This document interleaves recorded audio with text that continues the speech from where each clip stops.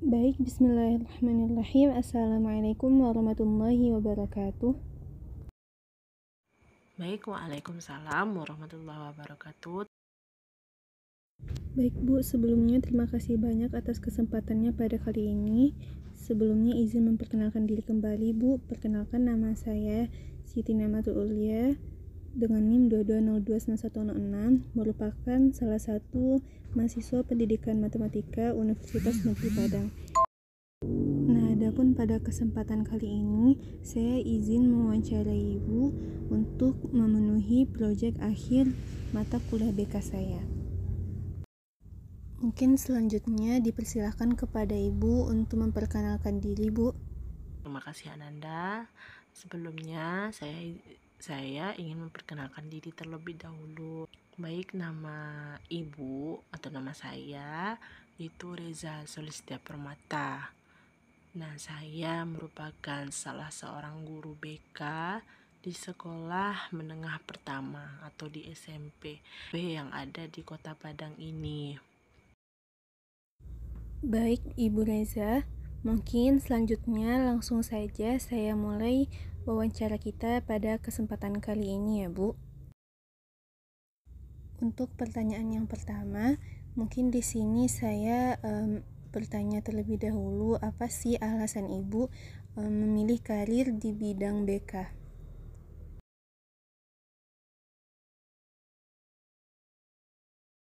Baik, terima kasih atas pertanyaannya, Ananda.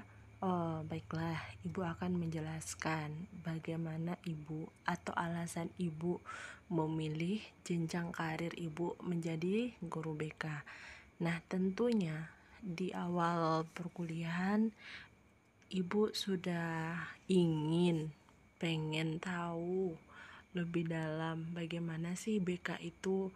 Pada umumnya waktu kita di sekolah tentunya kita sudah mempelajari bagaimana BK, dan kalau mempelajari di sekolah itu kan kita baru mempelajari secara umumnya, secara garis besarnya. Kalau misalnya kita kuliah mengambil jurusan itu, tentunya kita lebih banyak memahami bagaimana teori-teori secara keseluruhannya, dari awalnya teori umum, teori khusus, teori dasar. Nah, kita jadi bisa mengetahui bagaimana BK, apa itu BK, pentingnya BK apa sih. Nah, begitulah. Lalu seperti yang diketahui bahwa BK itu, bimbingan dan konseling itu, merupakan bidang profesi yang sangat berkembang pada era zaman sekarang kan. Nah, makanya profesi ini juga tentunya memiliki peran penting, dapat membantu mengatasi masalah, meningkatkan prestasi siswa, dan juga lain hal itu kita juga bisa membantu diri kita mengatasi masalah-masalah yang lumrah terjadi. Contohnya saja permasalahan dengan diri sendiri kan. Nah, banyak sih manfaatnya kalau kita bisa menjadi guru BK dari sisi yang orang-orang pada umumnya tidak tahu. Kan orang-orang pada umumnya mengetahui kalau guru BK itu tugasnya menyelesaikan atau memperbaiki siswa-siswa yang bertengkar atau siswa-siswa yang bermasalah di sekolah. Itu secara umum diketahui oleh khalayak masyarakat. Padahal sebenarnya BK itu tugasnya nggak cuman itu. Iya, itu termasuk salah satunya. Tapi kalau di sekolah itu tidak hanya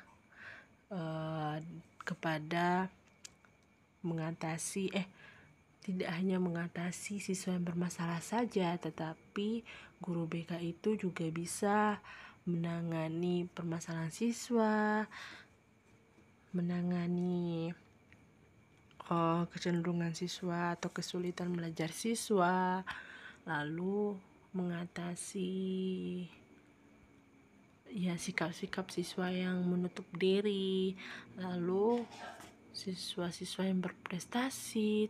Contohnya siswa-siswa yang berprestasi itu bisa dengan konsultasi bersama guru BK baiknya apa, saran dari guru BK apa, petunjuknya apa, bagaimana caranya, bagaimana supaya prestasinya ini bisa menjadi mendunia misalnya, atau bagaimana caranya supaya prestasinya ini menjadi lebih ditingkatkan gitu loh. Nah, begitu. Nah, di sisi lainnya, selain kita juga bisa mengatasi masalah kita juga bisa membantu orang-orang di sekitar. Baik, Bu. Terima kasih, Bu, atas jawabannya. Mungkin dari jawaban Ibu tadi, saya bisa mengambil poin bahwasanya Ibu memilih bidang BK sendiri, yaitu berangkat dari urgensi BK itu di dunia sekolah. Nah, dimana tidak hanya berfokus kepada menyelesaikan masalah siswa, namun BK sendiri juga bisa mengatasi masalah diri sendiri. Nah, juga bagaimana BK itu di lapangan. Sebenarnya BK itu bukan hanya menyelesaikan permasalahan siswa saja, namun juga berfokus kepada bagaimana cara agar bisa mengembangkan pribadi siswa itu sesuai dengan minat dan bakat yang ada pada dirinya, ya, Bu. Untuk pertanyaan selanjutnya, Bu. Nah, Ibu kan tadi merupakan guru BK di SMP, ya, Bu. Nah, pertanyaan saya, bagaimana implementasi dari BK sendiri di sekolah yang Ibu ajar, Bu? Silakan, Bu. Terkait dengan implementasi BK di sekolah saya sekarang ini, karena saya baru saja mengajar di sekolah ini kurang lebih 5 tahun, tapi kurang lebihnya secara garis besarnya saya bisa mendapatkan atau menjabarkan kepada Ananda bahwasanya implementasi BK misalnya pelaksanaan program BK di sekolah ini itu sudah berjalan dengan baik. Secara garis besarnya sudah berjalan dengan baik, yang mana hal ini bisa dijabarkan, salah satunya bisa kita lihat dari layanan konseling individual. Kalau terkait dengan pelaksanaan layanan konseling individual, pada umumnya siswa-siswi di sini sudah mengetahui apa itu layanan konseling individual. Sebenarnya layanan di BK ini banyak, tapi untuk secara perlahan-lahan atau secara teori dasarnya itu siswa-siswi sudah mengetahuinya secara garis besar. Sudah banyak siswa-siswi yang sudah mempercayakan saya sebagai tempat berceritanya. Nah, jadi implementasinya sudah berjalan dengan baik sesuai dengan program BK yang sudah dirancang. Lalu pelaksanaannya pun sesuai dengan waktu dan tempatnya. Dan BK ini memiliki satu ruangan yang khusus, karena di BK ini tersedia satu ruangan yang khusus gunanya untuk misalnya ada siswa-siswi yang mau bercerita ke BK. Tentunya kita harus menyediakan tempat yang nyaman, situasi yang kondusif, yang mana siswa itu bisa lebih leluasa untuk menceritakan misalnya. Nah, dari situ bisa kita lihat bahwasanya program BK, implementasi BK ini sudah berjalan sebagaimana mestinya. Kalau untuk layanan yang lainnya sudah mulai terkembangkan di sekolah ini, sudah mulai perlahan, sudah banyak juga layanan yang terlaksana, dan siswa-siswi juga sudah mulai memahami bagaimana BK itu. Kan pada umumnya siswa-siswi banyak menilai bahwasanya berpikiran bahwasanya guru BK ini merupakan polisi sekolah. Itu salah, karena sebenarnya guru BK itu merupakan sahabat siswa, yang mana kalau misalnya siswa itu mengalami masalah, dia bisa cerita ke BK kan, bisa meluapkan apa yang ia rasakan. Dan tentunya guru BK juga bisa memberikan saran yang baik, petunjuk bagaimana ia memperlakukan atau mengatasi permasalahan itu. Nah, nggak Enggak semenyeramkan itu loh guru BK sebenarnya. Tapi guru BK ini memberikan layanan setiap masuk kelas tuh, tentunya ada layanan informasi misalnya yang diberikan guru BK, layanan penguasaan konten misalnya, layanan mediasi misalnya, layanan advokasi. Nah, itu bisa dilakukan dan dijelaskan oleh guru BK. Oke, baik Bu, terima kasih atas jawabannya.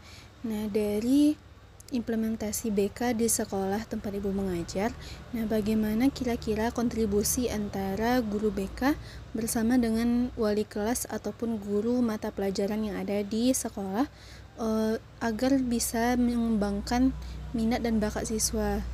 Nah, apalagi kalau misalkan siswa SMP juga ingin melanjutkan karirnya di bidang SMA. Nah, itu bagaimana kira-kira kontribusinya, Ibu? Silahkan, Ibu.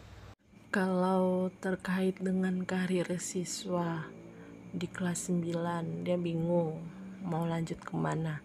Kalau misalnya di dalam BK itu terdapat layanan perencanaan karir. Sebenarnya di SMP juga bisa diterapkan layanan itu sebenarnya, tapi pada umumnya emang layanan itu diterapkan ke anak SMA karena anak SMA di sini bisa kan pada umumnya bisa lanjut ke perkuliahan atau misalnya lanjut ke dunia kerja. Nah, dari situlah bisa dirancang layanan dari perencanaan karir siswa tersebut. Tapi di SMP juga bisa kita menerapkannya dengan cara ya antara guru BK dengan wali kelas saling bekerja sama, mengetahui bakat dan minat anak ini kemana, dia itu lebih berpotensi ke arah mana. Nah, jadi setelah diskusi dari antara orang tua dengan guru BK ini, tentunya nanti keduanya ini, pihak yang sangat menentukan ini yang akan mempertimbangkan kepada siswa, kamu lebih berpotensinya di bidang ini nih, kamu bisa lanjut ke sini. Kalau misalnya dia berpotensi ke bidang kejuruan, misalnya guru BK dan wali kelas juga bisa menyarankan, mempertimbangkan kepada anak tersebut. Juga bisa dilaksanakan perencanaan karir, tapi ya sesuai dengan kriteria dia lanjut ke pendidikan sekolah menengah atas atau sekolah menengah kejurusannya sesuai dengan kriteria tersebut, bukan ke dunia perkuliahan atau pekerjaan, ya kan. Tapi intinya di sini perencanaannya untuk karir itu ada di bimbingan konseling, ada layanannya, layanan perencanaan karir. Layanan ini yang membantu siswa-siswi untuk menentukan karir di masa depannya bagaimana, dia harus lanjut kemana, bidangnya di bidang apa, potensinya lebih mengarah kemana. Jadi dia lebih bisa menata kehidupan atau karirnya yang lebih bagus dan lebih tepat dengan potensi diri serta bagaimana keadaan dirinya yang harus mempertimbangkan kelanjutan sekolahnya. Baik Ibu, terima kasih banyak atas jawaban dari pertanyaan saya. Nah, mungkin dengan berakhirnya jawaban yang sudah Ibu sampaikan barusan, maka berakhir pula lah wawancara kita pada kesempatan kali ini. Nah, saya mengucapkan terima kasih banyak atas kesempatan yang sudah Ibu luangkan untuk wawancara saat ini. Nah, mungkin langsung saja saya mohon maaf apabila ada salah-salah kata dan terima kasih atas kesempatannya Ibu. Saya tutup dengan wabillahi taufiq wal hidayah. Assalamualaikum warahmatullahi wabarakatuh. Baik, saya juga mengucapkan terima kasih banyak karena sudah mau memilih saya untuk menjadi informannya terkait bagaimana pelaksanaan BK. Saya juga berterima kasih kepada Ananda Siti karena telah mempercayai saya. Semoga ini bisa membantu Siti untuk melanjutkan proyek atau melanjutkan tugas-tugasnya berikutnya. Saya ucapkan terima kasih kembali. Waalaikumsalam warahmatullahi wabarakatuh.